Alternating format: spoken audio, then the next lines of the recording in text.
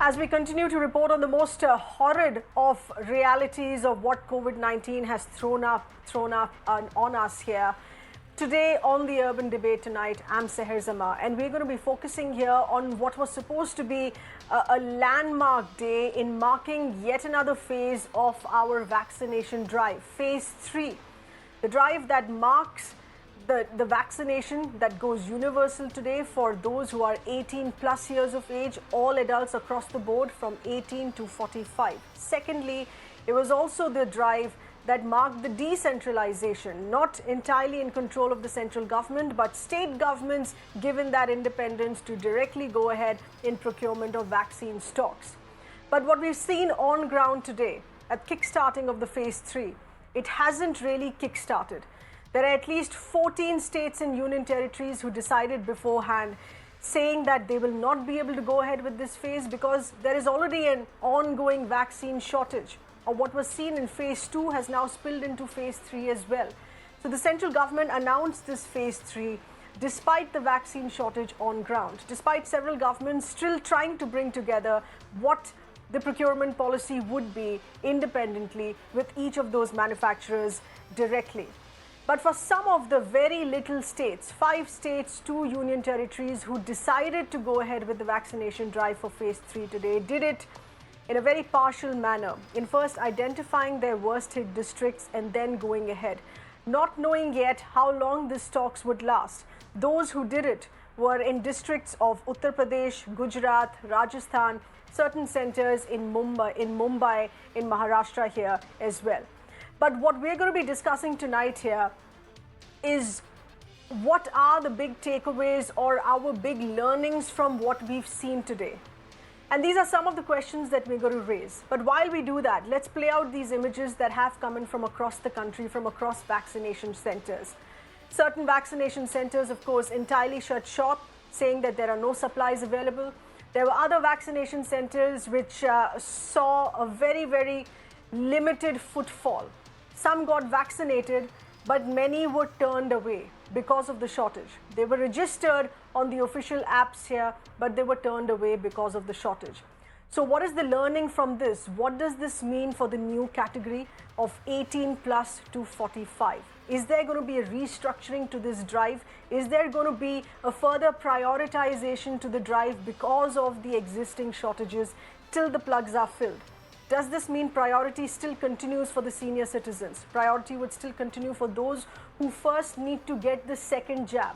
It's important to get our fully vaccinated population first, to prioritize for the second jab instead of distributing it to other groups here as well.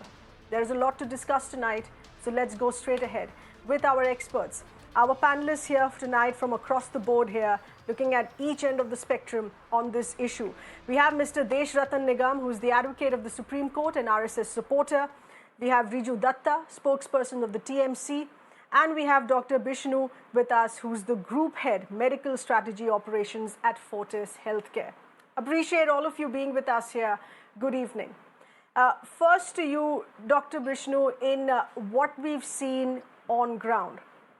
How do you think this ongoing shortage, which is expected to persist for a few weeks to come, till the holes are plugged here, what is going to be the meaning of phase 3 of this vaccination drive? Is it going to continue to be very limited, or are state hospitals and private hospitals going to be prioritizing even within this age group?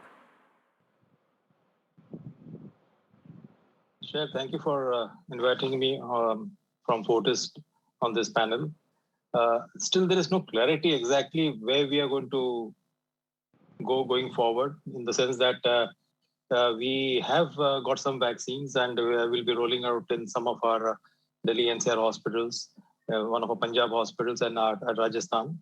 But the quantity is limited. We went out and reached out directly to Bharat Biotech. We bought Covaxin. We are waiting for the government approvals for us to open our portal.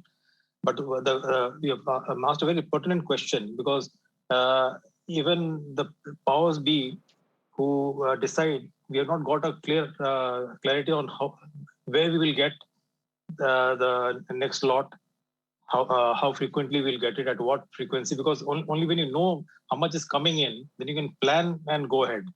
So there is still a lot of no clarity in the sense that, and I don't expect it to come within the next week or 10 days.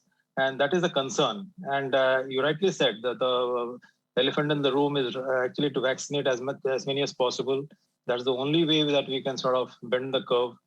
And the request that is that all the three manufacturers, whether it is Serum Institute, Bharat Biotech, and now Dr. Reddy, they have to ramp up production. And your point about the vulnerable, the people above 60 and 45 plus with the comorbid conditions, they need to quickly get the second shot. Most of the healthcare workers, the frontline workers, they have got it, about nearly 80%, but still there are about 50-20% still left, which somehow they have missed it. But the super spreaders, what the government has done, I think so is the right way to see that the 18 plus people are vaccinated, because what we have seen in the recent past is a lot of the elders who have got have been infected with COVID. When we did the contact tracing and went back in the families or in their communities, it was the younger population who was staying with them who turned out to be positive. They were asymptomatic but positive. So they were the super carriers, if I can call it. That's right. And so the government focus of getting that 18 to 44 quickly vaccinated is the right approach. But I think so. What we missed the bus was that we should have increased the production. Most important, which is not being addressed last year, just like what happened in USA, the Operation Warp. They really ramped up vaccine production, and actually Biden is getting the benefit of that. Of what people may say about, I'm not a politician, whatever people may say about Donald Trump, but by increasing the vaccination to a huge extent, there was enough vaccination there to vaccinate the Americans, and more than nearly 50% of the Americans have been already vaccinated. So I think that is where we lost the thing. But hopefully, So Dr. BISHNU, you have of course established here that the Indian government missed the bus as far as multiplying manufacturing, ramping up production there is concerned. While it's important that we open it up to 18 plus, make it available to all adults across the board here. But we've in fact perhaps misstepped on the timing of this, because we've opened it up at a time knowing fully well that there is already an ongoing vaccine shortage. So how can we make it available to a larger population? Mr. RIJU Datta, in your opinion, understanding the existing shortage, understanding what the TMC has continued to raise directly in letters to the central government, in letters to the Prime Minister, but right now it is also as much the jobs of the state governments here to have their own state policy in place. I mean, right now, of course, we have the Bengal state election results to be out tomorrow here. So not entirely looking at the TMC to formulate this right now, but for the next newly appointed government in charge. But is there a state policy at hand which can be immediately put to work? Yes. Seher, first of all, right off the cuff, I want to say that, whatever the election results are, we are not bothered about it. It's about saving people's lives. So we have taken proactive action about, giving as much vaccine as possible to the people of the state. We have a little bit of vaccine, but as per the COVID app, Bengal is one of the top 3 states in terms of vaccination drive. We are vaccinating around 42,000 people on a daily basis, and our stock is going to run out in the next 5 days. Now, I will make some pertinent points here which you and your viewers will understand. See, before the elections on 24th February, our Chief Minister wrote to the PMO saying, give me the permission to purchase vaccines directly from the manufacturers to inoculate every person of the state, because we are going into polls. But that was denied by the PMO. Now, the PMO, first initially they said, we have a kitty of 35,000 crores to procure vaccines. Now, that should be enough to vaccinate every citizen of this country. But okay, that was not done. Then these manufacturers, especially Serum Institute and Bharat Biotech, right now, because of their obligations towards the neighboring countries also, they are not taking orders before May. They are packed till May. And the time they are going to do the delivery by June, it is going to be a very serious situation in this country. Thirdly, this difference in prices where the center can buy it at 150, state can buy it at 300 is again creating a Right. lot of problem. That is why the Supreme Court also pulled the central government saying that you should have a national immunization policy. We have Absolutely. done it in the polio in the 1977's 80 where we inoculated 120 odd million people in one day. We could have done it now. And the other thing is, the central government is tapping their own shoulders and dancing around saying that we are vaccinating 1 million people per day. But if you go by the calculations, sir, at 1 million people per day, it will take 3 years to vaccinate this entire country. So I think even though the decision of the central government to announce that we should vaccinate everybody above 18 sounds very good on paper, but I think they have gross mismanagement, no supply chain, no surety from the manufacturers. It is negligence, and I think if Okay, all anybody right. in this country, Let's take this across. oxygen, and Yes, I just Riju, want to you've finish made with your one point here, statement. please. No, Let's take this across here to Mr. DESH Nigam. I'll come back to you here. I'll come back to you, please. Mr. DESH Nigam, do you think that this has been badly timed or prematurely announced? Knowing the shortages on ground, knowing that there aren't enough manufacturers available, knowing that existing manufacturers that we have in our kitty, only 2. Sputnik V has only just arrived this afternoon. Knowing those restrictions, phase 3 was prematurely announced, or we should have been better prepared because we've already hit the worst of the second wave here. Seher, let me make it very clear. The need of the hour is to ramp up the production, as everybody said, and there is no denying on that. Our program was going well on schedule, but the embargo on the raw material, because the entire raw material comes from the US and certain other countries, that embargo created a lot of problem for production. Therefore, that was the biggest. Now that embargo has been removed, Okay, and the raw material has started coming in. And these raw materials were, the commitment was already made in the contracts, the pre-existing contracts, and they were obligated to supply those raw materials. But still the US decided as a policy to ban those raw materials. So that created a problem. Those raw materials have started coming in and it will be ramped up. Bharat Biotech has also found other manufacturers around. They have tied up and they are also ramping up production. Once the production is ramped up, and I'm sure this 18 plus till the age of 45, this group will be vaccinated. They have started registration. Yes, everybody cannot be vaccinated as of now, but the priority, as the doctor on the panel said, the people who have already received their first jab must get their second jab if the time is due. That's also a priority. An 18 to 45 age group has to be done. And right. see, there is a control room, virtual control room in the central government, which is working 24/7.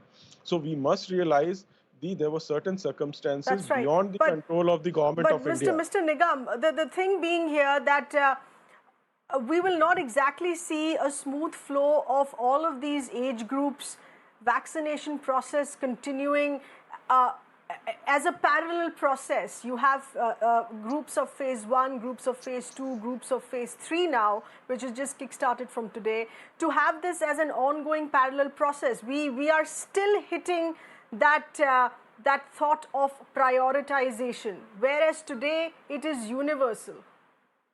Yes, you are right. But when there is a vaccine shortage because of the reasons and circumstances beyond the control of Government of India, things have to be prioritized till the production is ramped up and it meets the expectation. That is the only way available right now. And therefore, once you have a shortage of vaccines and the production is about to go up, I believe things will straighten and smoothen in due course of time.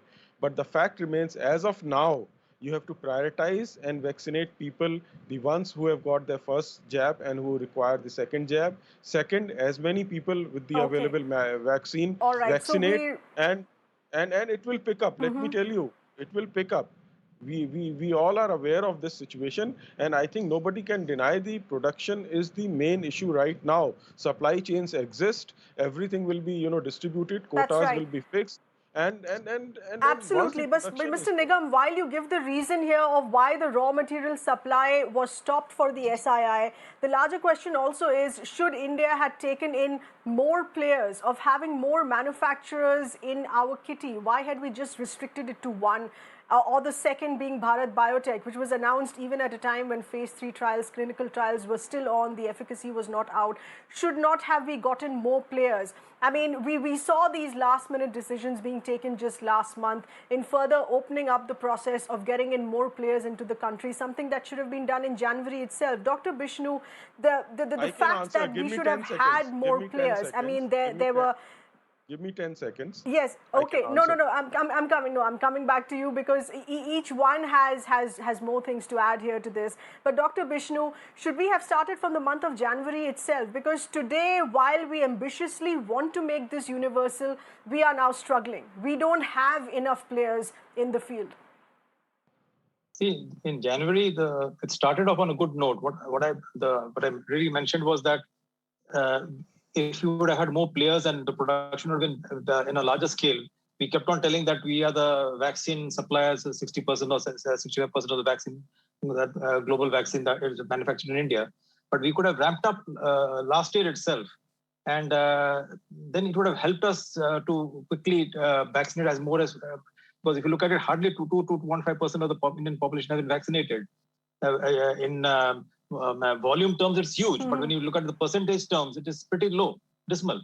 So, as my earlier colleague rightly mentioned, the panelist, that production is the thing that has to be done. So, let us not, I'm not here to pick holes on anything. And my humble request is that let us see that whatever can be done, like that Operation Warp that happened last year in USA, some like defense production or whatever it is, I see that we have a huge production that going forward. And we are making life very complicated for us. There's multiple, as I said earlier, vaccination should be a national immunization program. And keep it simple. Like now, you have to go onto the COVID app, then hospitals for the, not for the private players, for example, only those who have been approved can vaccinate. Then there's another portal for that. So we make things more complicated. When you look at the polio, which was one of the success stories of India, the smallpox, agree that time there was, we didn't have that IT backup. But we should not make things very complicated and delay the process. So my humble request is that we should quickly see that the vaccinations production increases. How do we increase that supply goes off smoothly to the respective centers which are which did the vaccination in the first phase and second phase that you alluded to, so that the phase, all the three phases concomitantly go off and we can sort of vaccinate as more and more people as possible.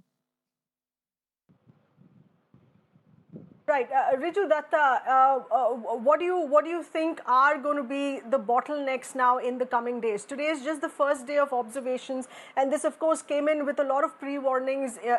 Individually, state governments had already warned that they're not starting, or they're starting in a very, very partial, limited manner. Please do not crowd up centers.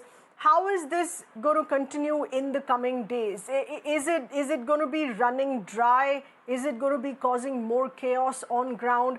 How is a state government such as Bengal to go ahead in rationalizing this to make sure that it doesn't get chaotic? Yes, so before answering your question, the question you asked to the doctor, you know, that was a fantastic question. And I just want to elaborate a little bit on that. You know, back in the day, before when we approved Bharat Biotech, we also had Pfizer and Moderna. They were giving their efficacy certificate, but they were denied. But now, when all hell has broken loose, they have also been given permission. So bottom line is, the central government is taking all these decisions which are too little, too late. They could have done it last year. And you know, the problem now is, there is a severe vaccine shortage, not only in Bengal, in every state of this country. What will happen is, everybody, suddenly the population census that we are planning to vaccinate has gone from 35 crores to 75, 80 crores now. Now everybody is registering. The COVID app is crashing on a perennial basis. What will happen is, what I fear is, the doctors, the nurses who are saving our life will feel the brunt of it in these hospitals and in these clinics, because people are going to throng to these hospitals and clinics are saying, "Sarkar ne to bol diya, aap mere ko vaccine do." But kahan se denge doctors? The politicians are not available at the Final ground. word here to Mr. Nigam here. Mr. Nigam, very quickly here, because we don't get a central government voice. We wanted representatives of the ruling BJP Central Party, National Party, to come in here on board and talk to us about it today. We haven't heard from them. Even the Health Ministry at best says that this is going to be hand-holding for the states. Is that what we're expecting from the central government for phase 3? See, phase 3, as I told you, as the production ramps up, we will be handling it, and although I'm not a representative of the government, but prudence says as the vaccine production ramps up, things will ease down. Yes, earlier the 2 vaccines were not allowed because ICMR guidelines were very clear, because they were not meeting Indian condition standards. They said we require more trials here. So therefore, it was not as if it was done in vacuum. It was done under the expert advice of Indian Council of Medical Research. So to say that it was done, not done, one has to go by experts' advice, not the politicians' advice. So let's not be a politician here. Let's be a humanitarian. Let's follow the experts' advice and the doctor's advice. Absolutely. We're being humanitarians and raising that concern that we should ramp up our production here to meet with success of what we've seen this vaccination drive. But that's not what we've seen in phase 3 here. It has been prematurely announced, despite the need of the vaccination for the second wave. Appreciate all of you gentlemen for being with us here tonight. We'll have to leave it at that. I'm afraid we'll have to quickly switch focus now to other breaking inputs here that are coming in.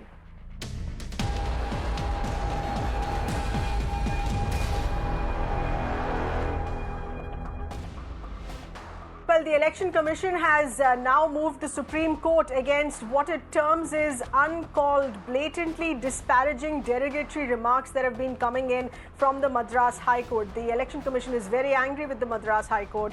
And this is what is their next move. They have moved the Supreme Court here, complaining against the Madras High Court. More details of this coming in from Meenakshi Banja, who's getting us those inputs here. Meenakshi, the Madras High Court, of course, had also earlier not agreed to stop media reportage of observations being made here in this hearing in the Madras High Court. Election Commission feels that the Supreme Court now should step in to stop this. Well, yes, clearly these are observations that the Election Commission of India is mighty uncomfortable with, and with good reason, because it was the Madras High Court which had earlier observed as to how the Election Commission of India should be put on murder charges, probably as political parties had flouted the COVID protocols in their respective political rallies. So those were the oral observations that had been made by the Madras High Court, and like you rightly mentioned, the Election Commission of India just a short while back has moved the Supreme Court of India against what it terms as completely uncalled for, blatantly disparaging and derogatory remarks. Election Commission of India is seeking for the removal or the expunging of these observations. Actually, they are not reflected in the orders, but clearly the Election Commission of India wants for the Supreme Court to step in here because it feels that the Madras High Court is a constitutional authority, as is the Election Commission of India a constitutional authority. So from one constitutional body, such remarks for another constitutional body is something that the Election Commission of India is mighty uncomfortable with. Very quickly for our viewers, we will underline, like you rightly mentioned, on an earlier occasion, the Madras High Court refused to grant the prayer of the Election Commission, which was seeking for the gagging of media from reporting the oral observations made by a bench. So these are remarks clearly that Election Commission of India is mighty uncomfortable with. Back to you. Absolutely. Going straight to the Supreme Court to complain against the Madras High Court there. Meenakshi, thanks for getting us those details on the urban debate here. We'll have to leave it at that. Appreciate you being with us here tonight.